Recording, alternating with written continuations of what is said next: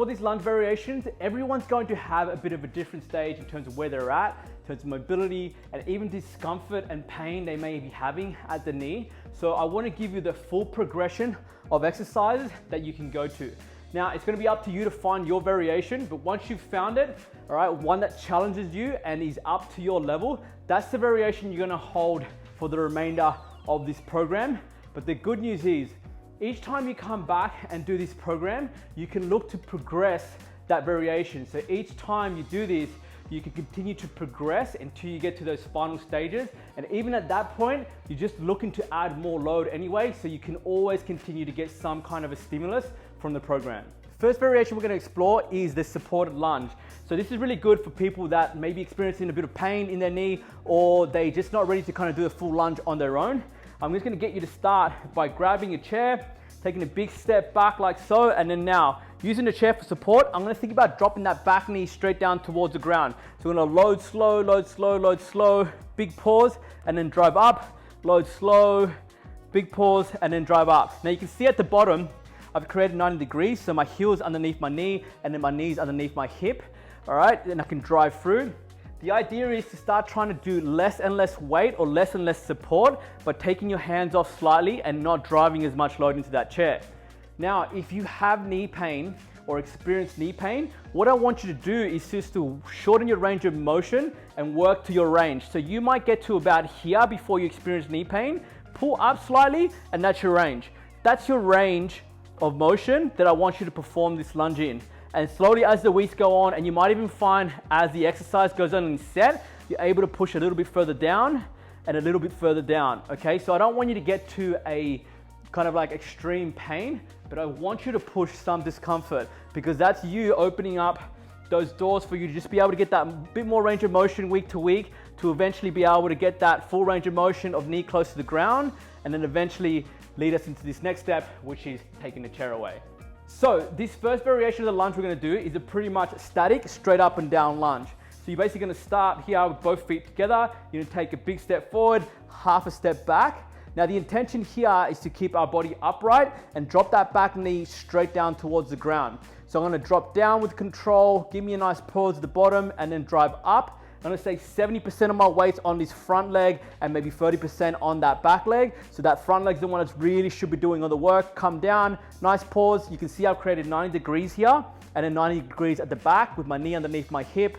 And then I'm going to drive up, and make sure you can load slow on the way down, slight pause, and then drive up. So that's our first variation. And if that suits your level, you can hold that lunge throughout the rest of this program. And then as soon as you're ready, you can even look to load it with a dumbbell by grabbing that dumbbell out its side, and again, continue to get the most out of that lunge. Our next variation that we're gonna play around with is trying to get a bit more of a split squat variation. We're trying to get that knee over the toe.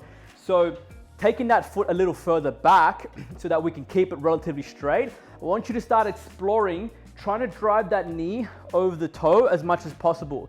Now, at the start, it may only be here, and that's fine.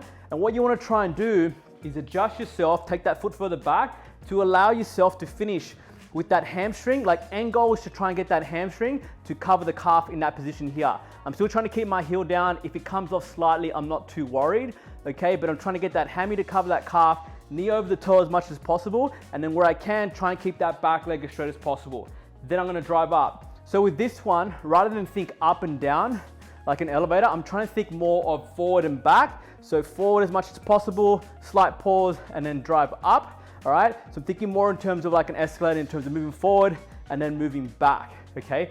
Make sure as you come down, when you get to this end range, you take a nice big pause at the bottom and then you drive up, all right? Again, if this suits your level, you can keep this variation and then look to add load by grabbing a dumbbell, and then using that as your progression throughout the program. The final step is if you can get a stepper of any sort. I've just got a couple of books here that I've stacked up. I'm gonna put my front foot on that box, and then from there, I'm gonna allow myself to drive forward and drop that hammy over that calf. Big pause for 2 seconds, and then drive up, and then come down.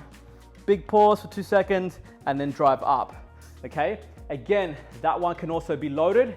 And again, if you are working in a gym and you say have maxed out your potential of holding your dumbbells at the side, You can even look to load a barbell on your back or a safety bar on your back. It really just depends on what level you're at. Tips from the front that are really important. Whichever variation that you do, whether it be the full split squat or just a static lunge, we don't want to allow that knee to severely buckle in, okay? We also don't want to severely drive it out. We're just looking to intend to have that knee be in line with that big toe. So inside of the knee lines up with that big toe, and then we can drive up in that position, okay? So once the knee starts coming in excessively, all right, you found your range of motion, and it just shows that you're either one, driving your hip too much out of the side, or you've run out of what we call ankle dorsiflexion here at the front.